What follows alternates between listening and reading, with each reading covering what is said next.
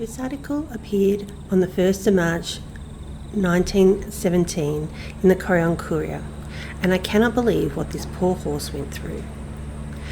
It's titled A Thrilling Experience, Well-Known Residents Immersion, The Lighthouse Death Trap Again. A thrilling occurrence, which could easily have been attended by a tragic ending, befell Mrs. J. L. Burke, manager of the Bank of Australasia, and T.C. Davis, settler, both well-known residents of Corrion, on Sunday morning last. They were out for a drive with Mr. Burke's buggy and horse and decided to take a trip into New South Wales, crossing at the Lighthouse. Prior to reaching the river, they met a man driving a sulky and accompanied by his family, who had just crossed from New South Wales, and he informed them that the water had not gone into the sulky. When they reached the crossing, they drove in, if anything, slightly below the sulky wheel's tracks. When more than halfway across the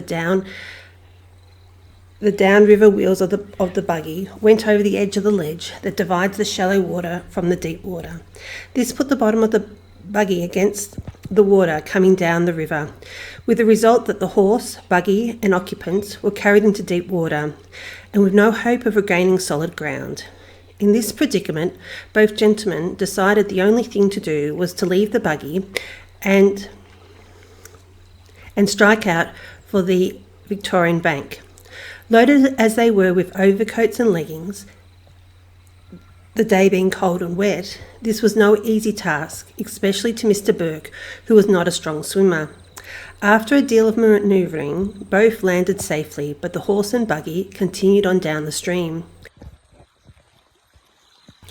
After trying unsuccessfully to render assistance to the animal, whose nose only was just above the water, they cooeyed for assistance, and in a miraculously short time, Messrs. Bob Whitehead and Tom Pierce arrived from the lighthouse, bringing with them ropes. These two gentlemen stripped off and attached the rope to the mare's neck, who by this time was some 200 yards down from the crossing.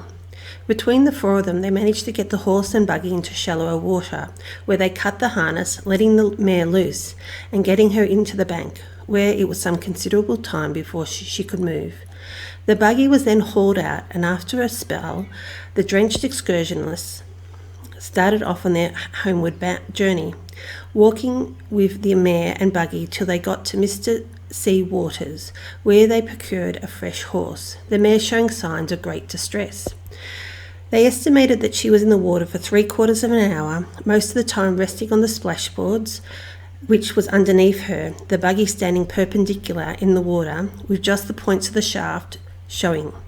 The escape was a most lucky one, and the accident once more emphasised the necessity for a bridge at the crossing, or at the very least the proper demarcations of the ford.